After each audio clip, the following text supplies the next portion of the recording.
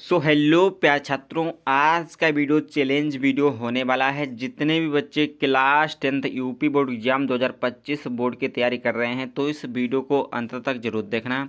अगर आपने 40 में से 20 क्वेश्चन का आंसर दे दिया तो आपकी तैयारी बेहद अच्छी है। तो देखते हैं कितने बच्चों की तैयारी अच्छी चल रही है। तो चलिए आज के इस वीडियो को स्टार्ट करते हैं और एक प्यारा सा लाइक कर दीजिएगा और चैनल पर नए हैं तो सब्सक्राइब जरूर कर लीजिएगा।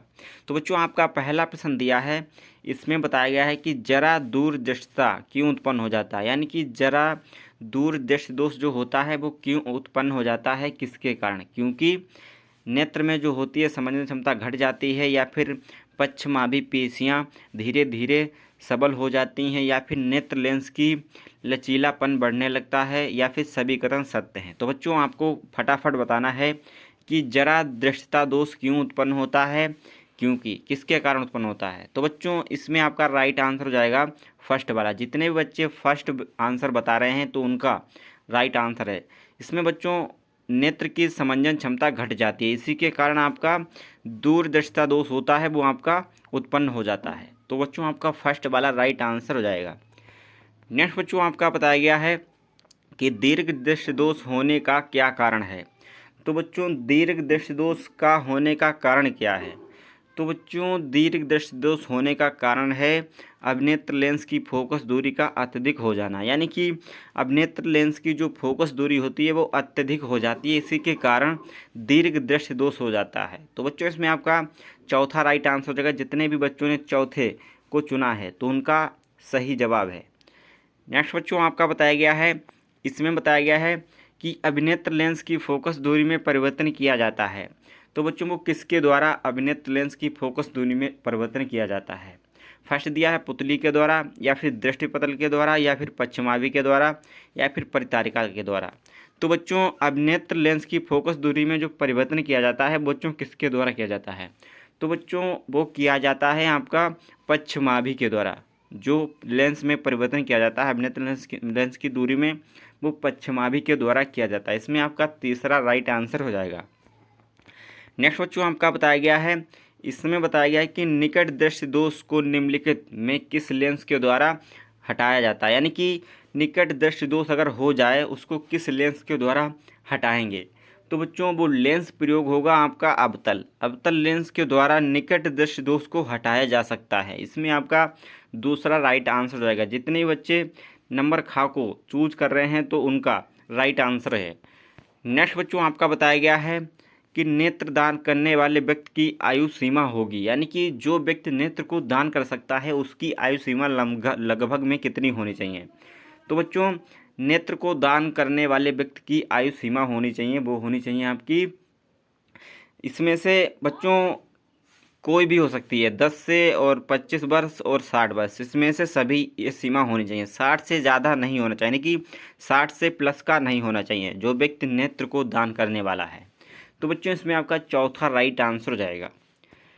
नेक्स्ट बच्चों आपका बताया गया है कि मृत्यु के पश्चात कितने घंटे के अंदर नेत्र निकाल लेना चाहिए, यानी कि कोई किसी भी व्यक्ति की मृत्यु हो जाती है तो उसको कितने घंटे तक उसके अंदर लेंस में जो भी आपकी रुकावट रहती है। तो बच्चों नेत्र को मृत्यु होने के बाद लगभग कितने घंटे में निकाल लेना चाहिए, 4 से 6 घंटे के भीतर निकाल लेना चाहिए। इसमें आपका दूसरा राइट आंसर हो जाएगा। कितने घंटे के भीतर, 4 से 6 घंटे के भीतर नेत्र को निकाल लेना चाहिए। नेक्स्ट बच्चों आपका बताया गया है कि इनमें से कौन व्यक्ति नेत्र दान कर सकता है। तो बच्चों इनमें से आपको बताने की कौन व्यक्ति है जो नेत्र दान कर सकता है, फटाफट कमेंट में बताइएगा। तो बच्चों इसमें आपका राइट आंसर हो जाएगा चौथा, यानी कि खा और गा, यानी कि मधुमेह रोगी और दाम जो दमे का रोगी होता है, यानी कि जिसे दमा कहते हैं, वो भी व्यक्ति नेत्र को दान कर सकता है। तो बच्चों इसमें आपका घा वाला राइट आंसर हो जाएगा, यानी कि का मतलब खा और गा ये दोनों व्यक्ति जो होते हैं वो नेत्र को दान कर सकते हैं। नेक्स्ट बच्चों आपका बताया गया है कि निम्न में कौन व्यक्ति जो नेत्र दान नहीं कर सकता है, यानी कि कौन सा व्यक्ति रोग से पीड़ित हो वो नेत्र को दान नहीं कर सकता है। तो बच्चों फटाफट कमेंट में बताइए। तो बच्चों इसमें आपका राइट आंसर हो जाएगा एड्स से पीड़ित, यानी कि जिसे एड्स की बीमारी हो वो व्यक्ति नेत्र को दान नहीं कर सकता है। इसमें आपका फर्स्ट वाला राइट आंसर हो जाएगा। नेक्स्ट बच्चों आपका बताया गया है कि विकासशील देशों में कितने करोड़ व्यक्ति दृष्टिहीन यानी कि दृष्टिहीन हैं। तो बच्चों विकासशील यानी कि पूरे विकसित देशों में कितने करोड़ व्यक्ति दृष्टिहीन हैं। तो बच्चों आपको बताना है। फर्स्ट दिया है 4 करोड़ या फिर 5 करोड़ या फिर 3.5 करोड़ या फिर 10 करोड़। तो बच्चों विकासशील देश में लगभग आपको बताना है कि कितने व्यक्ति दृष्टिहीन हैं। तो बच्चों इसमें आपका तीसरा राइट आंसर हो जाएगा। लगभग में 3.5 करोड़ जो व्यक्ति हैं वो आपके दृष्टिहीन हैं। इसमें आपका तीसरा राइट आंसर हो जाएगा। नेक्स्ट बच्चों आपका बताया गया है, इसमें बताया गया है किसी प्रिज्म से होकर गुजरने वाले प्रकाश के लिए आपतन कोण यानी कि आई और अपवर्तन कोण आर जो हो तो निर्घात कोण का मान क्या होगा। तो बच्चों आपतन कोण आई और अपवर्तन कोण आर हो तो निर्गत कोण का जो मान होगा वो क्या होगा। फर्स्ट दिया है कोण आर के बराबर होगा या फिर कोण आर से छोटा होगा या फिर कोण आई प्लस कोण आर के बराबर होगा या फिर कोण आई के बराबर होगा। तो बच्चों आपको बताना है कि कोण जो होता है आपका निर्गत कोण का मान क्या होगा। तो बच्चों इसमें आपका राइट आंसर हो जाएगा चौथा, यानी कि कोण जो होगा वो आई के बराबर होगा। इसमें आपका चौथा राइट आंसर हो जाएगा। नेक्स्ट बच्चों आपका बताया गया है, इसमें बताया गया है कि किस प्रिज्म में आपतित किरण और निर्गात किरण के बीच के कोण को कहते हैं। यानी कि किसी प्रिज्म में आपतित किरण और निर्गत किरण है उसके बीच को कोण को क्या कहते हैं। तो उसके बीच के कोण को बच्चों क्या कहते हैं आपको फटाफट कमेंट में बताना है। इसमें आपका जो राइट आंसर हो जाएगा वो हो जाएगा दूसरा। उस कोण को हम बच्चों विचलन कोण कहते हैं। जो आपतित किरण और निर्गत किरण के बीच का कोण होता है उसे हम विचलन कोण कहते हैं। इसमें आपका दूसरा राइट आंसर हो जाएगा। जितने भी बच्चों ने दूसरे को टिक किया है तो उनका सही जवाब है। नेक्स्ट बच्चों आपका बताया गया है किसी प्रिज्म के दो पार्श्व पृष्ठों के बीच के कोण को क्या कहते हैं। यानी कि किसी भी प्रिज्म के दो पार्श्व पृष्ठों के बीच के कोण को हम क्या कहते हैं। फर्स्ट दिया है विचलन कोण या फिर प्रिज्म कोण या फिर अपवर्तन कोण या फिर निर्गत कोण। तो बच्चों किसी भी प्रिज्म के दो पार्श्व पृष्ठों के बीच को कोण को क्या कहते हैं। इसमें आपका जो राइट आंसर हो जाएगा वो हो जाएगा दूसरा। उसे बच्चों हम कहते हैं प्रिज्म कोण। प्रिज्म कोण होता है जिसे हम दोनों पृष्ठों के बीच के कोण को कहते हैं। इसमें आपका दूसरा राइट आंसर हो जाएगा। नेक्स्ट बच्चों आपका बताया गया है, इसमें बताया गया है किसी प्रिज्म में अपवर्तित प्रकाश किरणें वो बच्चों कैसी होती हैं। झुक जाती हैं या फिर समांतर होती हैं या फिर प्रिज्म के आधार पर समांतर होती हैं या फिर अभिलंब से 90 डिग्री पर झुक जाती हैं। तो बच्चों किसी प्रिज्म में अपवर्तित प्रकाश की किरणें कैसी होती हैं। तो बच्चों वो आपकी होती हैं प्रिज्म के आधार के समांतर होती हैं। यानी कि इसमें आपका फर्स्ट वाला राइट आंसर हो जाएगा। किसी भी प्रिज्म में अपवर्तित प्रकाश की किरणें प्रिज्म के आधार के समांतर होती है। इसमें आपका फर्स्ट वाला राइट आंसर हो जाएगा। नेक्स्ट बच्चों आपका बताया गया है किस रंग का विचलन न्यूनतम होता है। यानी कि किस रंग का विचलन न्यूनतम होता है। तो बच्चों फर्स्ट दिया है लाल या फिर पीला या फिर नीला या फिर बैंगनी। तो बच्चों आपको बताना है कि किस रंग का विचलन जो होता है वो न्यूनतम होता है। तो बच्चों इसमें आपका फर्स्ट वाला राइट आंसर हो जाएगा। लाल कलर का जो होता है विचलन सबसे अधिक न्यूनतम होता है। नेक्स्ट बच्चों आपका बताया गया है कौन रंग है जिनका खतरे के सिग्नल में उपयोग किया जाता है। तो बच्चों खतरे के सिग्नल में किस रंग का उपयोग किया जाता है। तो बच्चों आपको सभी को पता होगा लाल रंग का उपयोग किया जाता है खतरे के चिन्ह में। तो बच्चों इसमें आपका तीसरा राइट आंसर हो जाएगा। नेक्स्ट बच्चों आपका बताया गया है कि श्वेत प्रकाश जब प्रिज्म से होकर गुजरता है तो जो रंग सबसे अधिक विचलित होता है वह कौन सा रंग है। यानी कि जब श्वेत प्रकाश प्रिज्म से होकर गुजरता है तो कौन सा रंग होता है जो सबसे अधिक विचलित होता है। तो बच्चों वो आपका रंग होता है बैंगनी। इसमें आपका तीसरा राइट आंसर हो जाएगा। बैंगनी रंग जो होता है जो सबसे अधिक विचलित होता है। नेक्स्ट बच्चों आपका बताया गया है प्रिज्म से होकर सूर्य का श्वेत प्रकाश गुजरने पर श्वेत प्रकाश श्वेत रंगों में विच्छेदित हो जाता है। यानी कि 7 रंगों में विच्छेदित हो जाता है। इसमें लाल रंग के प्रकाश का विचलन तो बच्चों वो आसानी से होता है, सभी रंगों से कम होता है या हरे प्रकाश से कम होता है या फिर बैंगनी प्रकाश से कम होता है। तो बच्चों जो श्वेत रंग का जो विचलन होता है यानी कि लाल रंग का प्रकाश में जो विचलन होता है वो आपका कैसा होता है। तो बच्चों वो होता है आपका सभी रंगों से कम। यानी कि लाल रंग का जो विचलन होता है वो सभी रंगों से अधिक होता है यानी कि कम होता है। इसमें आपका चौथा राइट आंसर हो जाएगा। नेक्स्ट बच्चों आपका बताया गया है कि प्रिज्म से सूर्य का प्रकाश गुजरने पर पर्दे के 7 रंग देखे जाते हैं क्योंकि। तो बच्चों आपको बताना है कि जब प्रिज्म सूर्य का प्रकाश गुजरने पर पर्दे पर 7 रंग देखे जाते हैं वो क्योंकि उसमें क्या प्रतीत होता है। तो बच्चों उसमें प्रतीत होता है आपका सूर्य के श्वेत प्रकाश के 7 रंग मौजूद हैं, यानी कि इसी के कारण प्रिज्म के सूर्य का प्रकाश गुजरने पर पर्दे पर 7 रंग देख सकते हैं, क्योंकि सूर्य के जो श्वेत प्रकाश होता है उसमें 7 रंग मौजूद होते हैं। इसी के कारण हम देख सकते हैं पर्दे पर 7 कलर। सूर्य के प्रकाश में 7 रंग मौजूद होते हैं। इसमें आपका तीसरा राइट आंसर हो जाएगा। नेक्स्ट बच्चों आपका बताया गया है द्वितीयक इंद्रधनुष में पानी के बूंद के बाहर कितने आंतरिक मतलब परावर्तन होती हैं। यानी कि जो द्वितीयक इंद्रधनुष में पानी के बूंद के अंदर कितने आंतरिक परावर्तन होते हैं आपको बताना है, 1, 2, 3 या फिर 4। तो बच्चों द्वितीयक इंद्रधनुष में जो आपके मतलब बूंद के अंदर कितने आंतरिक परावर्तन होते हैं, तो वो बच्चे होते हैं 2, यानी कि इसमें आपका दूसरा राइट आंसर हो जाएगा। कितने मतलब परावर्तन होते हैं वो आपके 2 होते हैं, आंतरिक परावर्तन होती हैं।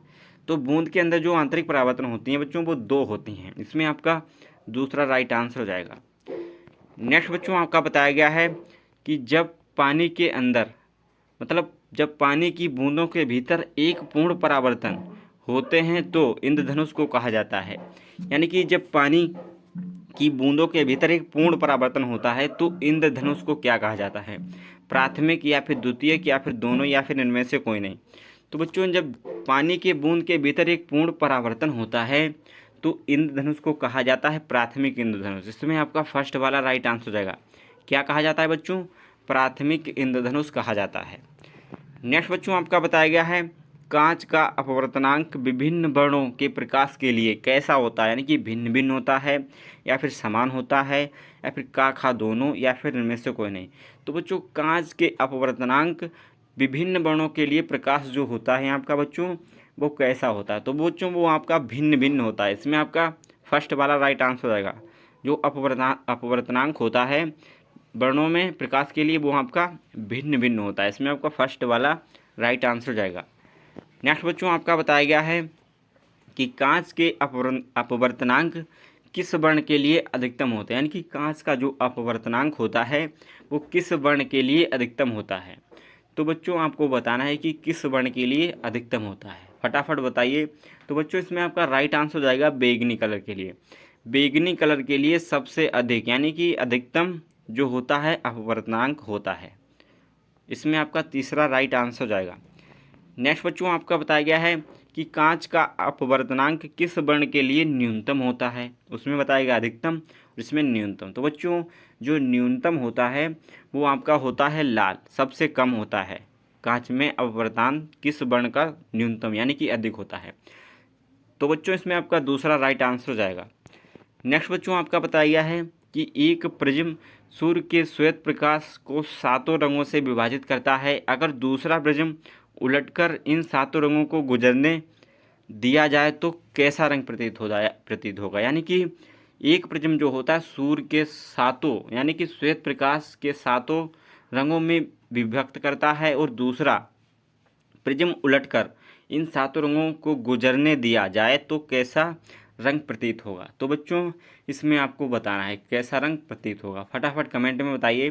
तो इसमें आपका राइट आंसर हो जाएगा वो आपका तीसरा, यानी कि जो होगा आपका श्वेत रंग ही मतलब प्रतीत होगा श्वेत प्रकाशों में, यानी कि उलटकर उसे दूसरा प्रिज्म से गुजरने दिया जाए तो श्वेत रंग ही आपको दिखाई देगा। नेक्स्ट बच्चों आपका बताया गया है कि श्वेत प्रकाश जब किसी वस्तु पर पड़ती है तो वह वस्तु लाल वर्ण के प्रकाश को परावर्तित करता है। उस वस्तु का वर्ण होगा, उसका जो वर्ण होगा वो किस कलर का होगा। तो बच्चों उसका जो वर्ण होगा वो आपका लाल कलर का होगा। इसमें आपका तीसरा राइट आंसर हो जाएगा। जितने भी बच्चों ने तीसरे को सही बताया तो उनका राइट आंसर है। नेक्स्ट बच्चों आपका बताया गया है कि नीले वर्ण की प्रकाश के हरे वर्ण की वस्तु को प्रदीप्त करने पर यह वस्तु कैसा दिखेगा। यानी कि नीले वर्ण की प्रकाश से हरे वर्ण की प्रकाश को प्रदीप्त करने पर यह वस्तु कैसा दिखेगा। तो बच्चों इसमें आपका राइट आंसर हो जाएगा जो दिखेगा आपका काला दिखेगा। नीले जब वर्ण की मतलब प्रकाश से हरे वर्ण की वस्तु को हम देखेंगे यानी कि प्रदीप्त करेंगे तो हमें कैसी दिखाई देगी, वो हमें काला दिखाई देगा। इसमें आपका दूसरा राइट आंसर हो जाएगा। नेक्स्ट बच्चों आपका बताया गया है कि पेड़ की पत्तियाँ यानी कि जो हरे वर्ण को दिखाती हैं क्योंकि यह परावर्तित करता है। ये बच्चों क्या परावर्तित करता है?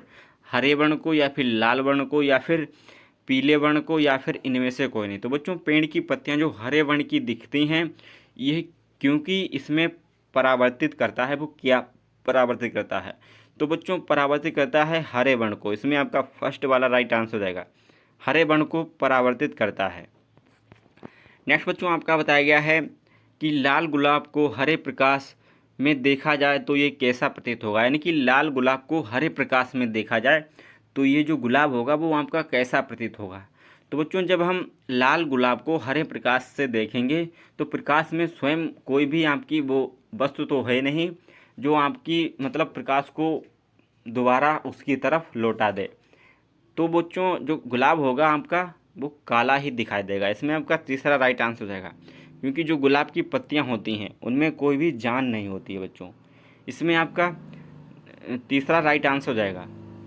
नेक्स्ट बच्चों आपका बताया गया है कि प्रकाश का प्राथमिक वर्ण कौन है। यानी कि प्रकाश का जो प्राथमिक वर्ण है वो कौन सा है। तो बच्चों प्रकाश का जो प्राथमिक वर्ण है लाल भी है और नीला भी है और हरा भी है। इसमें आपका चौथा राइट आंसर हो जाएगा। प्रकाश का जो प्राथमिक वर्ण है वो तीनों कलर हैं यानी कि लाल नीला हरा। इसमें आपका मतलब चौथा राइट आंसर हो जाएगा। नेक्स्ट बच्चों आपका बताया गया है, इसमें बताया गया है कि तीनों प्राथमिक वर्णों को उचित अनुपात में मिलाने पर श्वेत प्रकाश बनते हैं और इनमें से एक प्राथमिक वर्ण को हटाने पर प्राप्त वर्ण क्या कहलाता है। तो बच्चों प्राप्त वर्ण जो कहलाता है वो आपका मिश्र वर्ण और मेजेंटा और स्नाय और पीला आपका कहलाता है। इसमें आपका तीसरा राइट आंसर हो जाएगा यानी कि का और खा दोनों वो आपका अगर एक प्राथमिक वर्ण को हटा देंगे तो आपका मिश्र वर्ण और मेजेंट और स्नाय और पीला वर्ण आपका कहलाएगा। नेक्स्ट बच्चों आपका बताया गया है, इसमें बताया गया है कि नीला तथा हरा प्रकाश को मिलाने पर किस वर्ण का प्रकाश बनेगा। यानी कि नीले प्रकाश मतलब नीले कलर को और हरे प्रकाश के कलर को अगर हम मिलाएंगे तो किस प्रकाश मतलब वर्ण जो प्राप्त होगा वो प्रकाश का प्राप्त होगा। तो बच्चों वो आपका प्राप्त होगा स्नाय। यानी कि स्यान जो नेक्स्ट बच्चों आपका बताया गया है, इसमें बताया गया है कि नीला तथा हरा प्रकाश के मिलाने पर किस वर्ण का प्रकाश प्राप्त होगा। यानी कि नीले प्रकाश और हरे प्रकाश को मिलाने पर किस वर्ण का प्रकाश प्राप्त होगा। तो बच्चों वो प्राप्त होगा आपका ईशान जो ईशान वर्ण का प्रकाश आपको प्राप्त होगा। नेक्स्ट बच्चों आपका बताया गया है, इसमें बताया गया है कि नीले तथा हरे प्रकाश के मिलने पर किस वर्ण का प्रकाश प्राप्त होगा। तो बच्चों वो आपका प्रकाश प्राप्त होगा वो होगा ईशान। यानी कि ईशान जो आपका प्रकाश प्राप्त होगा नीले और हरा प्रकाश जब मिलाने पर किस वर्ण का प्रकाश प्राप्त होगा। तो बच्चों आपका ईशान प्रकाश प्राप्त होगा। इसमें आपका दूसरा राइट आंसर हो जाएगा। नेक्स्ट बच्चों आपका बताया गया है लाल तथा नीले वर्ण के प्रकाश मिलने पर किस वर्ण का प्रकाश प्राप्त होगा। तो बच्चों वो आपका लाल और नीले वर्ण के प्रकाश को मिलने पर वो आपका मेजेंटा प्रकाश प्राप्त होगा। यानी कि मेजेंटा वर्ण का प्रकाश प्राप्त होगा। इसमें आपका फर्स्ट वाला राइट आंसर हो जाएगा।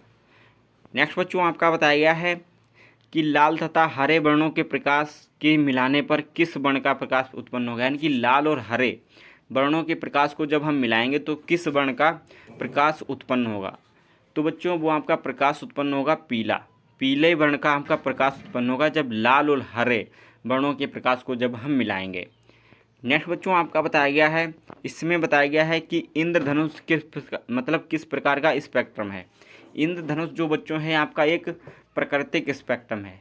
यानी कि जो आपका प्रकृति द्वारा बनाया गया स्पेक्ट्रम है। इसमें आपका फर्स्ट वाला राइट आंसर हो जाएगा।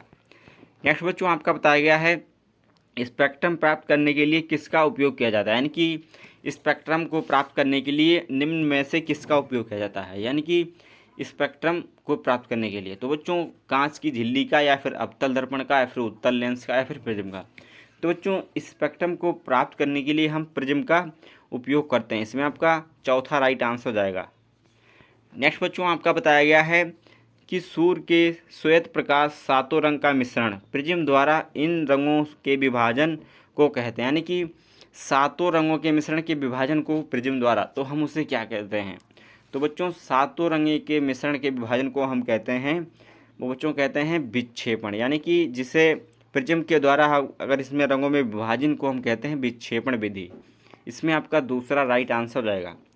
नेक्स्ट बच्चों आपका बताया गया है, इसमें बताया गया है प्रिज्म से होकर गुजरने वाली श्वेत प्रकाश को एक पर्दे पर लिया जाए तो रंगों के बैंड को क्या कहते हैं? यानी कि किसी भी प्रिज्म से होकर गुजरने वाली श्वेत प्रकाश के एक पर्दे पर लिया जाए तो रंगों के बैंड को हम क्या कहेंगे?